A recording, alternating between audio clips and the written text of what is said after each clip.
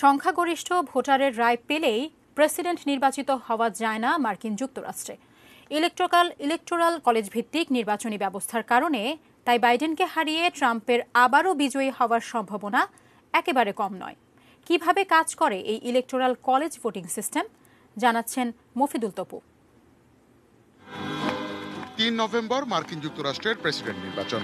বেশিরভাগ জনমত জরিপে ডেমোক্র্যাট প্রার্থী বাইডেন এগিয়ে থাকলেও নিশ্চিত করে বলার উপায় নেই কে হবেন পরবর্তী মার্কিন প্রেসিডেন্ট। পৃথিবীর অন্যান্য গণতান্ত্রিক দেশের মতো প্রত্যক্ষ ভোটে নির্বাচিত হন না যুক্তরাষ্ট্রের প্রেসিডেন্টরা। মাত্র ৫৩৮ জন ব্যক্তির বিবেচনায় নির্ধারিত হয় প্রেসিডেন্সি। আর এই পদ্ধতি পরিচিত ইলেকটোরাল কলেজ সিস্টেম হিসেবে। ১৯৬৪ সালে ইলেকটোরাল কলেজের মোট সদস্য সংখ্যা ৫৩৮ জন নির্ধারিত হয়। এরা মূলত জনসংখ্যা ভিত্তিক ৫৩৮টি ইলেকটোরাল ডিস্ট্রিক্টের নির্বাচিত প্রতিনিধি। যুক্তরাষ্ট্রে ১০ বছর পর পর আদমশুমারি হয়।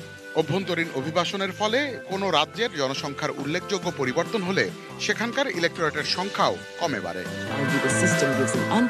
৩ নভেম্বর মার্কিন জনগণ ভোট দিয়ে আসলে এই ৫৩৮ জনকেই নির্বাচিত করবেন। তবে এই পদ্ধতিটাও যথেষ্ট গোলমেলে। ধরা যাক ফ্লোরিডা রাজ্যের কথা। এখানকার ইলেকটোরাল কলেজ ভোট ২৯টি। ধরে নিন ভোটের ফলাফলে ১৪টি জিতলেন ডেমোক্র্যাট আর ১৫টিতে রিপাবলিকান প্রার্থী।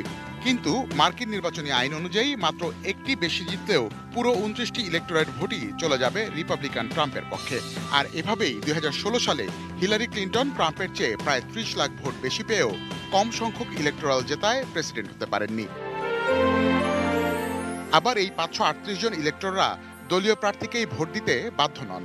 অর্থাৎ এই ৫৩৮ জনের মধ্যে সংখ্যাগরিষ্ঠ ইলেক্টর যার পক্ষে ভোট দেবেন তিনিই হয়ে যাবেন পরবর্তী মার্কিন প্রেসিডেন্ট। যদিও ইলেক্টর মনোনয়নের ক্ষেত্রে দলের প্রতি নিরঙ্কুশ আনুগত্যের বিষয়টি বিবেচনায় রাখা হয় বলে যুক্তরাষ্ট্রের ইলেকটোরাল কলেজের ইতিহাসে ব্যতিক্রম নজির এখন পর্যন্ত নেই। Mofidul Tapu, ATN News, Dhaka.